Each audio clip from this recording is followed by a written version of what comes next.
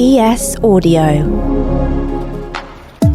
Hello, I'm Nick Curtis, the Standard's Chief Theatre Critic. I'm Nancy Durrant, Culture Editor. And I'm Nick Clark, the Deputy Culture Editor. Coming to you from the heart of London's West End, this is the Evening Standard Theatre Podcast. We're outside the Harold Pinter Theatre, which is currently home to A Little Life. Each week we bring you 2 reviews of what's on in London right now, plus amazing interviews. This is what we've got coming up on today's show. We'll be reviewing Ain't Too Proud, The Life and Times of the Temptations by the creators of the Jersey Boys. Ain't too proud to bear, it's too knowing. Please don't leave me, girl. That's now on at the Prince Edward Theatre.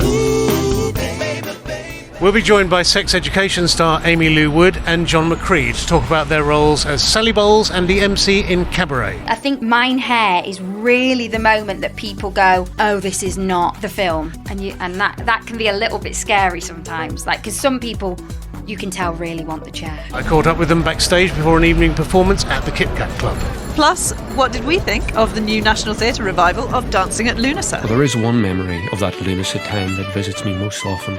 And what fascinates me about that memory is that it owes nothing to fact. In that memory, atmosphere is more real than incident, and everything is simultaneously actual and illusory. When I remember it, I think of it as dancing.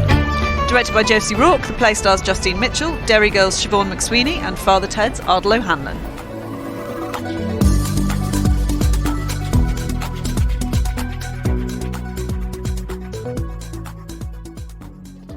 Welcome to the Evening Standard Theatre Podcast. Today we're coming to you from the Harold Pinter Theatre. We're in the auditorium, slap bang in the middle of the stalls. This theatre was rebuilt in the 1950s, but the layout was pretty much preserved, I believe. It's a really beautiful theatre, this one, really, subtly gorgeous rather than some of the sort of flashier, slightly vampier theatres. Yeah, I slightly love the powder blue. It was built in 1881 by Thomas Verity, named the Royal Comedy Theatre, though it had no right to use the word royal, so they dropped that after 3 or 4 years, and it was the comedy theatre for decades until it was renamed for Harold Pinter during his lifetime in respect of many of his plays that were premiered here.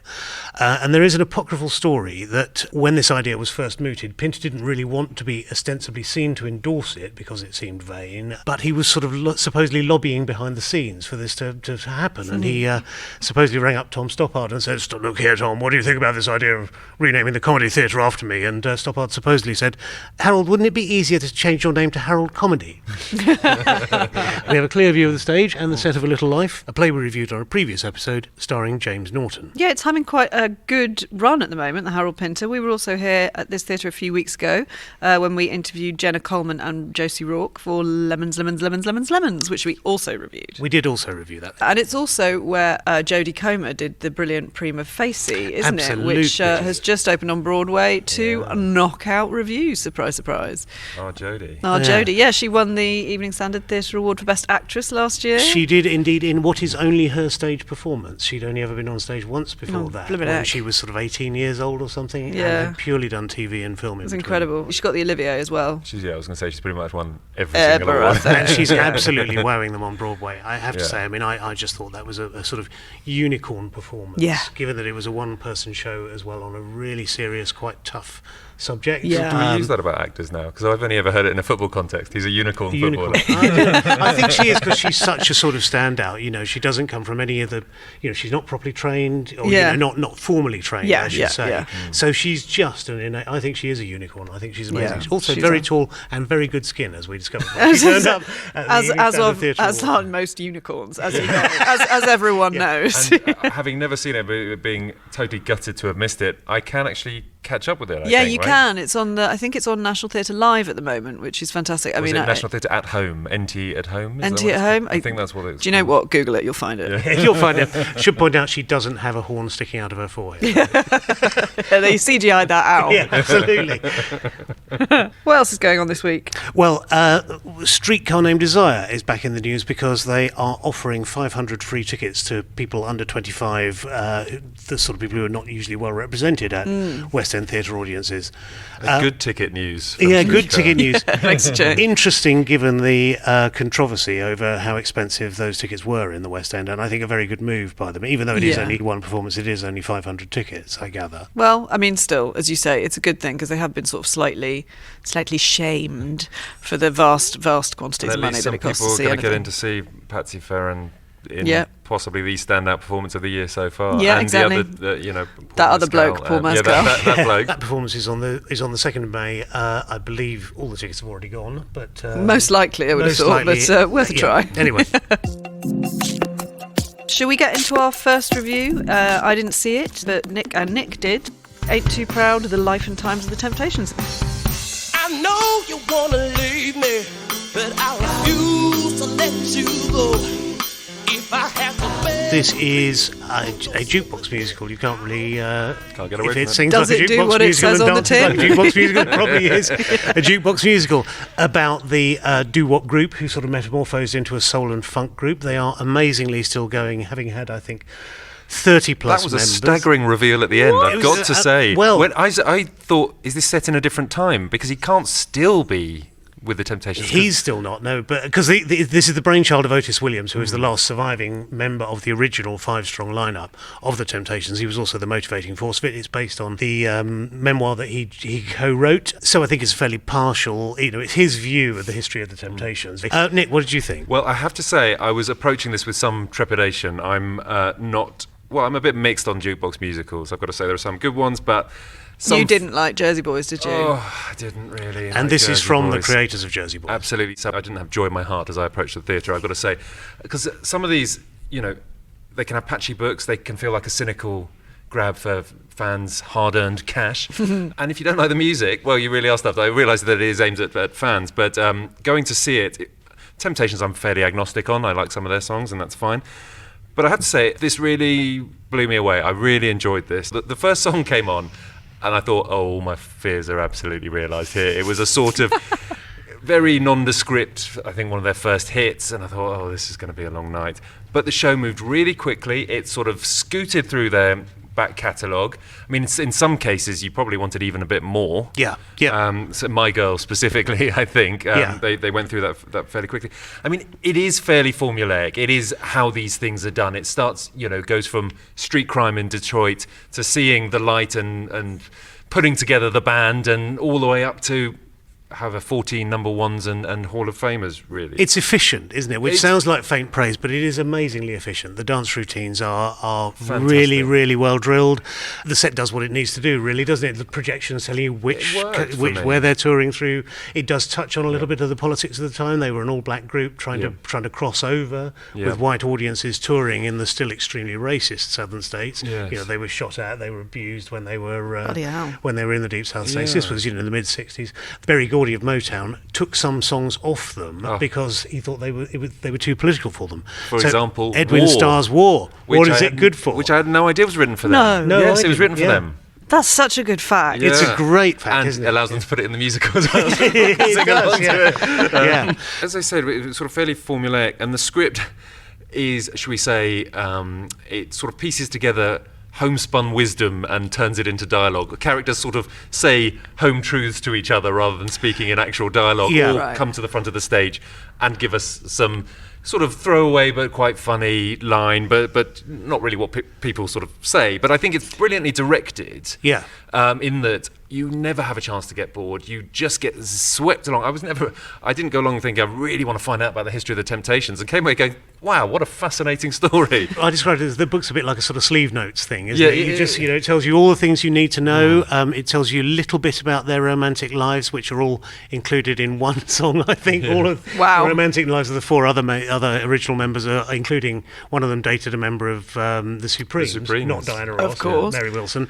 You get a bit more about Otis Williams' life and problems with his marriage and bringing up his son. It turns out that he quite literally was a Rolling Stone, hardly ever at home, and just we should say that, I mean, ultimately, through all of this, the performers really carry this. I mean, they turned the classic five, because there was one member early on who they got rid of, because he was a bit of a prima donna, I think. Yes. The Temptations. In the Temptations. Right. So it's not the original five, it's the classic five. I see. You're right. Yes, good point. They have amazing voices, obviously, amazing charisma, I think, on stage, and they really sort of pencil in the backstory, you really begin to root for them. Certainly the classic five. Yes. It's held together by Sifiso Mazibuko, who plays Otis Williams. He's sort of the glue of the group. He's never the front and centre, but he's sort of there in the background, holds everything together. He's not the lead singer, is No. he? They have a sort of tenor and a soprano lead singer who shift through various incarnations. But yes, he's the man pushing for it and sort of keeping it together. And the one who, for me, really stands out was Tosh Winogo Maud, who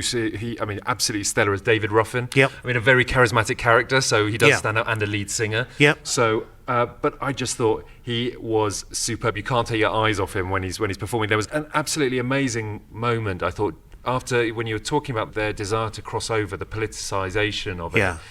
After Martin Luther King was shot. And there's an extraordinary song which I had never actually heard called I Wish It Would Rain. And he sings it, and he comes up with tears on his face, and it is a really powerful moment that I wasn't expecting to be moved by this musical. Yeah. And I really was at that moment. This was a hugely long runner on Broadway, Right. and really successful over there.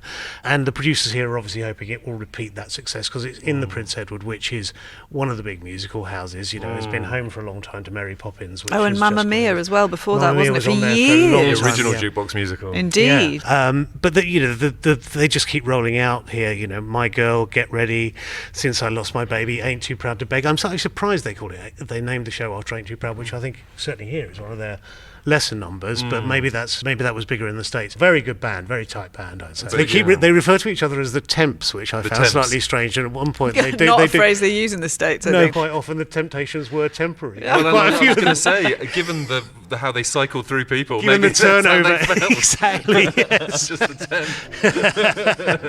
temp.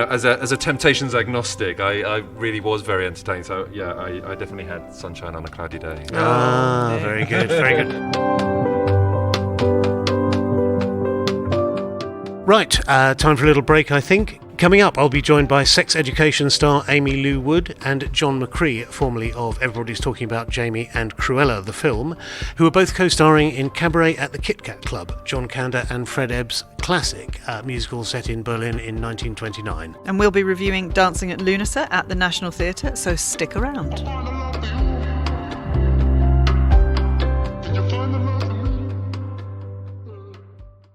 Hi, I'm Matthew Modine, and you're listening to the Evening Standard Theatre Podcast. I'm at the Kit Kat Club with the stars of Cabaret, Aimee Lou Wood and John McCrea. Hello to you both. Hello. How far are you both into your roles? You're playing Sally Bowles and the MC in Cabaret. How long has your stint been so far? We've not got long left. Yeah, No. the countdown's begun. 5 weeks now left. Yeah. So that makes us about 2 months into 2 the run. months in. How's it been? Has it been a fun job? It's been amazing. It's been wonderful. Yeah. Up and down. It's hard. Yeah. It's really challenging. Yeah. In a fantastic way. It was only the other day that we went, it's because there's no... Resolution. Yeah, so every night you kind of go through such a huge journey and there isn't any kind of, resolution. So I think there's a lot of it's quite an emotionally...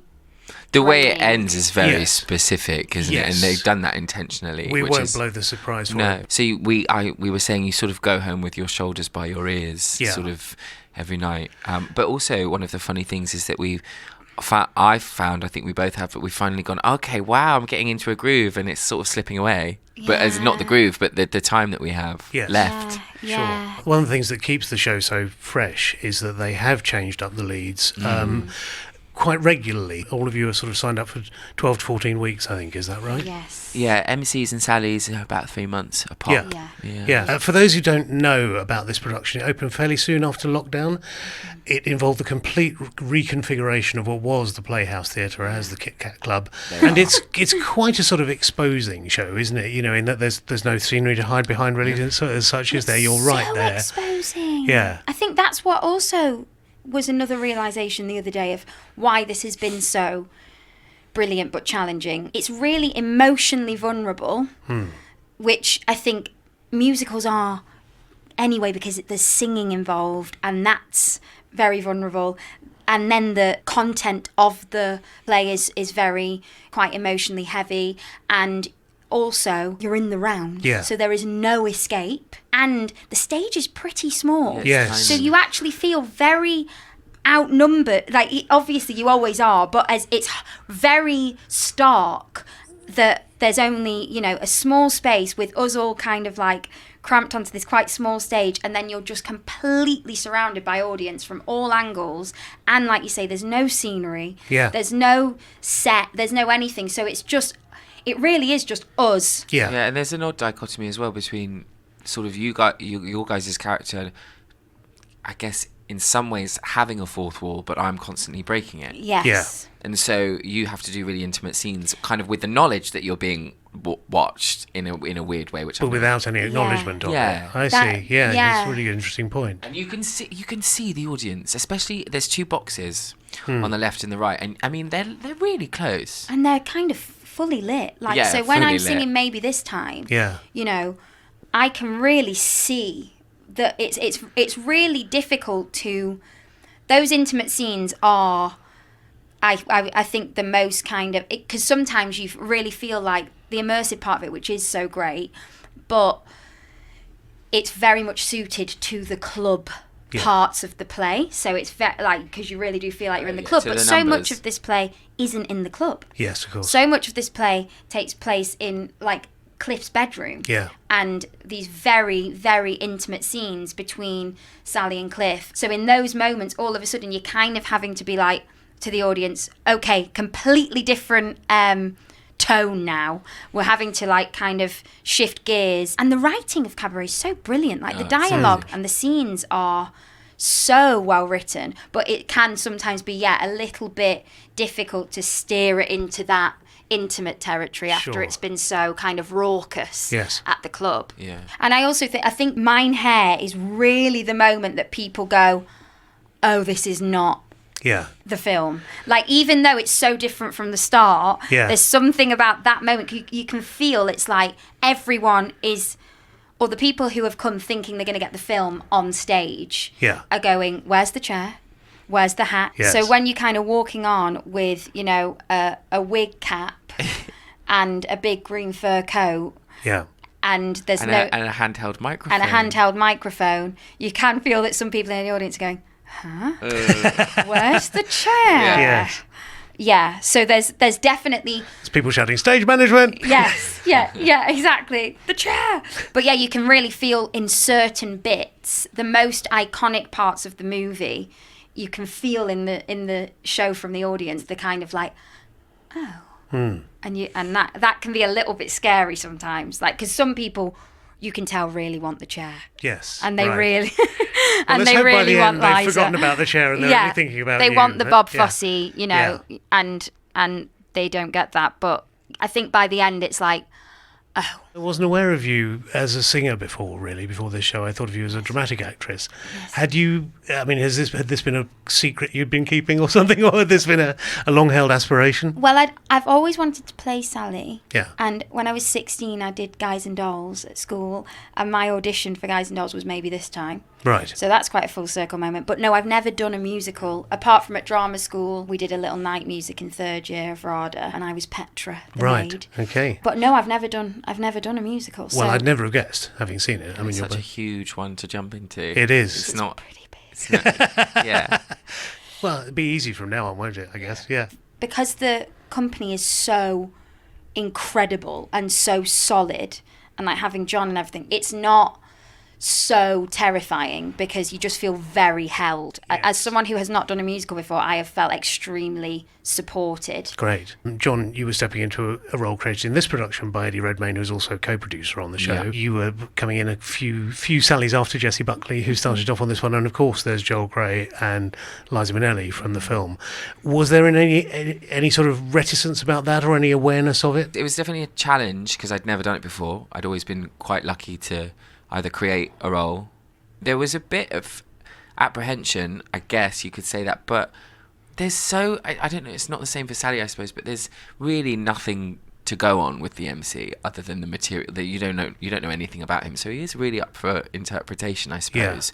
But I am respectful of the amount of work that went into the rehearsals with the original cast, and there are some things that we are doing that they created in that rehearsal room, and it's brilliant stuff, so why lose it, sort of thing. And how about you, Aimee? I think I loved what Jessie did, and and everything that the previous Sallys have done. But I think if mine had been similar, if my interpretation, had been similar, I would be scared. Yeah. But because I think we've all been so different to each other, it kind of is less scary. And I think maybe I wouldn't have wanted to do it so much if I kind of thought I wasn't going to add anything new. I think I kind of just kept holding on to the fact of like, ours is different. Yeah. We're I very don't know if different, they Sally and necessarily Emcee. would have cast us if we'd have gone in and done replicas Yeah. of what had already been done. I think they are actively looking for different things every time. I mean, for a fundamentally not a cheerful story, I have to say each time I come to see it, I find myself uplifted by it, weirdly. There's something about being that close to people in that room that was particularly potent after lockdown. Yeah, and I think also our amazing prologue company beforehand. When we first come on stage, you can feel that the audience have been in this world for a while. They've been primed, Yeah, have they, for exactly. it? Yes. Yeah. I think it's quite interesting that the way this and the Pinter Theatre have become sort of laboratories for things that, this place used to be a bit off the beaten track and used to be one of the slightly lost theatres. Yeah.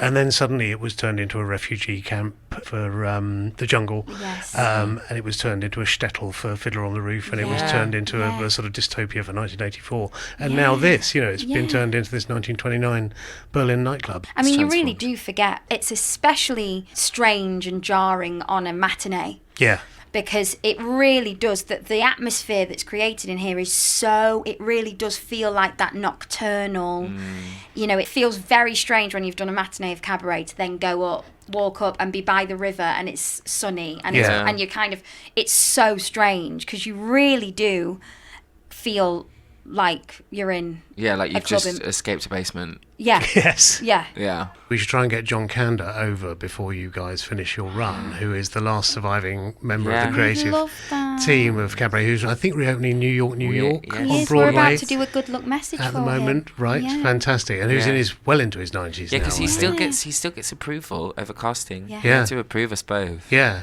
So Yes. I would be amazing. Thank you for approving John. us, John. Open invitation to John Kander. Anytime Yeah. in the next 5 weeks. Yeah. Terrific. You've got 5 weeks, John. That was John McCrea and Aimee Lou Wood speaking to me. Thank you both for coming. Thank you so much. Let's go to a quick break. Right after, it's our review of Dancing at Lunacer at the National Theatre.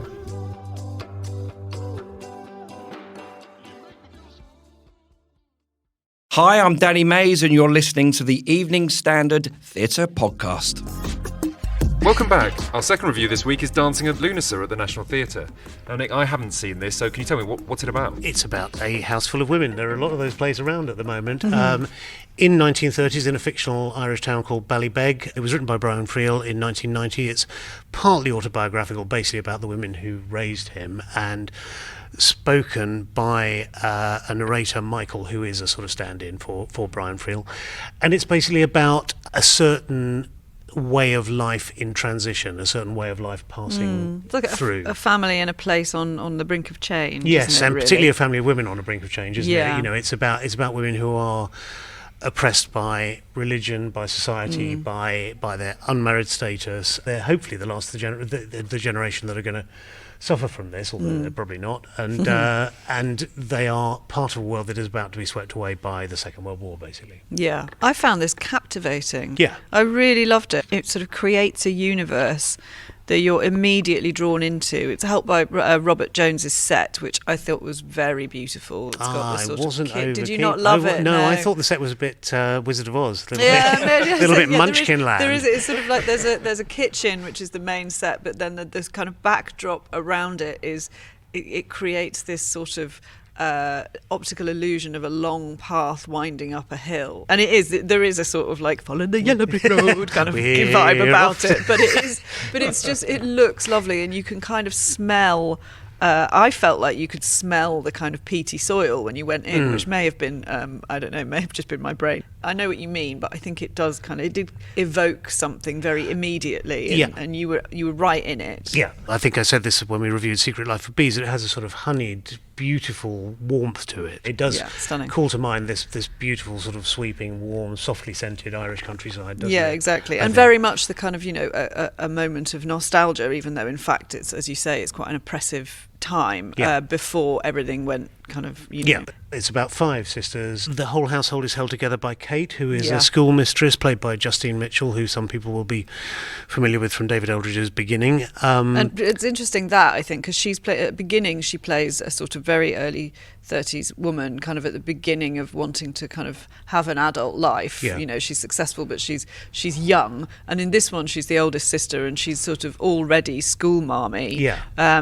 She's a woman probably not far off my own age, but she's been written off completely as an old maid. Yes, and she is sort of spinsterish and sort of prim, isn't she?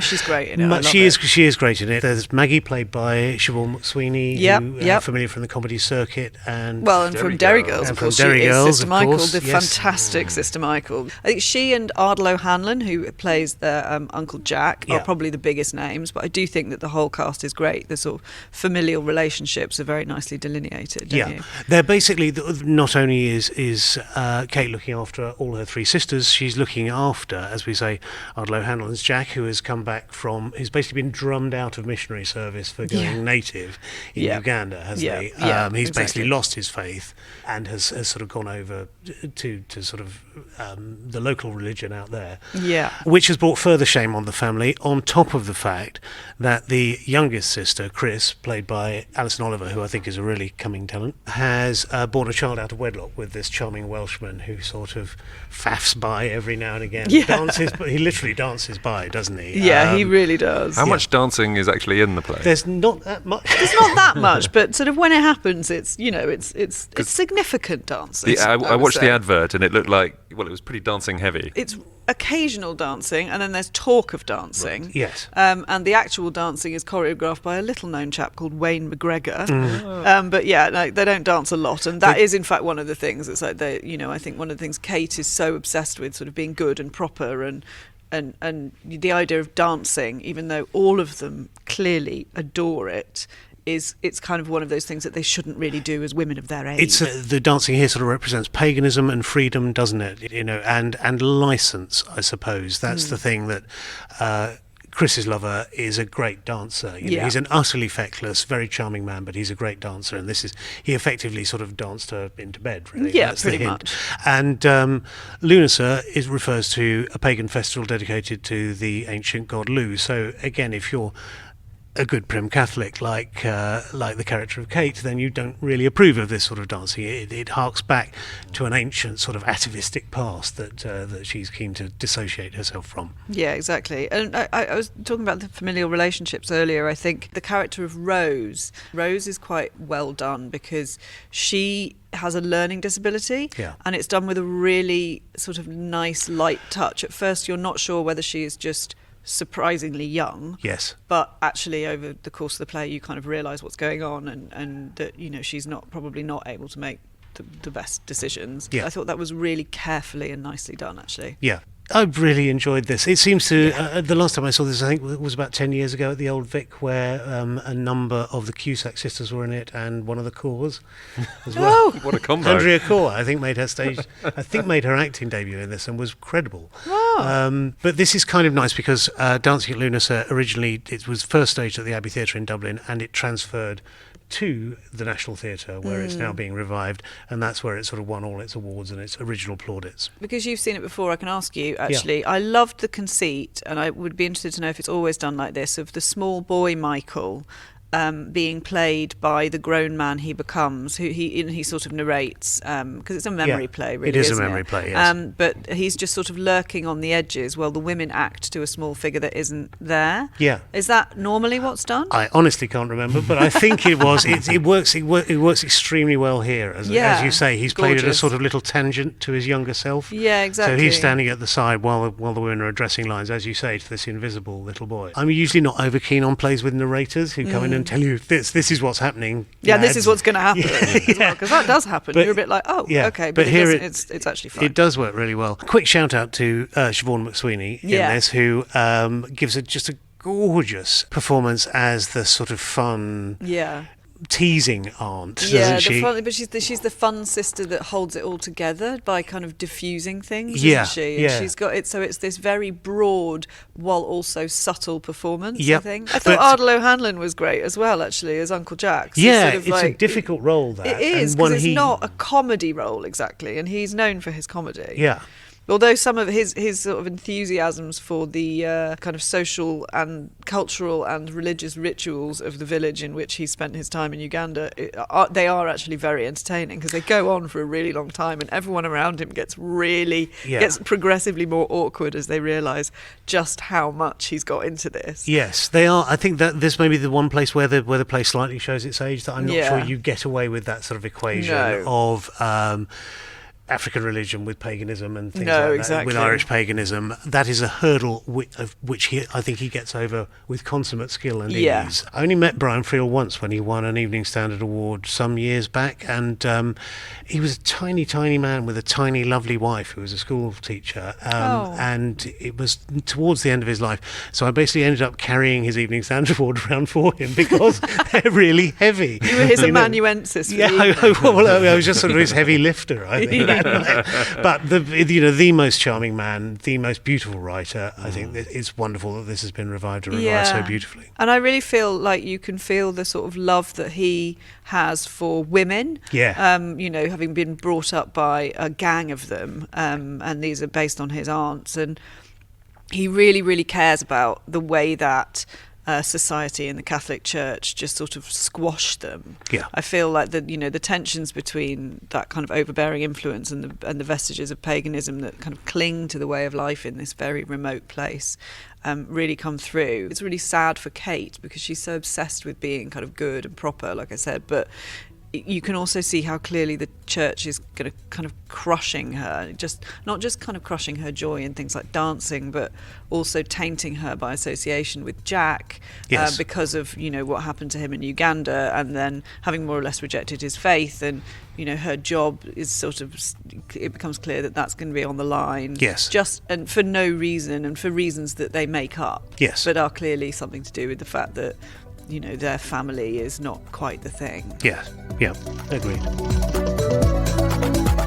That's it for this week's episode of the Evening Standard Theatre Podcast. You can find all our reviews and news online at standard.co.uk, and all our other episodes wherever you get your podcasts. Thanks to Aimee and John for joining us for Cabaret at the Kit Kat Club. They are only in the show for a few more weeks, so get down to the Playhouse Theatre before it's too late. And of course, if you haven't done so, hit follow or subscribe so you'll always be reminded when a new episode drops in. See you next time.